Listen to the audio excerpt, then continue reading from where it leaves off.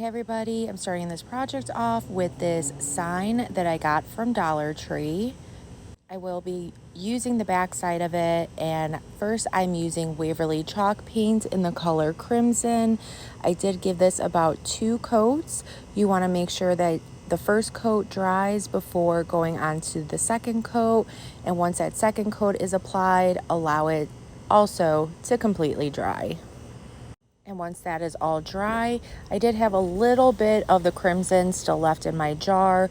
I want to mix a little bit of Waverly chalk paint in the color ink with that crimson color. So I just put a very small amount of the black back into that crimson jar, stirred it up until both the colors were mixed together. And this created almost like a dark red color. So now I'm just using some blue painter's tape. I am going vertically first. The first piece that I place down is considered the spacer piece, and then you want to just put 2 more pieces right next to it. And then just peel off that spacer piece, save that for later because you're going to want to use that later. And then just start applying that mixture right in between the pieces that don't have the blue painter's tape put down. And before the paint dries, I do just peel off the painter's tape, and then you want to go ahead and allow the paint to dry. Once dry, now we're going to be placing more painter's tape down, going horizontally. So grab that spacer piece of tape that you used originally and just start ripping it to the size of the width of the sign. And again, you want to start in the center. That's going to be your spacer piece. And then place 2 more pieces on the top and the bottom of the spacer, and just continue doing this all throughout the sign. And once that is completely full, you then just want to apply that same mixture chalk paint with that crimson and the black. And now for this part, you want to allow the paint to completely dry, and you do not want to peel off that blue painter's tape. You want to keep that on. And once it dries, you can't really see it on camera, but in person, you'll be able to see the red peeking through. That is the base color. So that will give you a really good idea of where you need to place the other pieces of blue painter's tape down, going back vertically. So now this is where we originally placed that blue painter's tape down. We're just doing it again.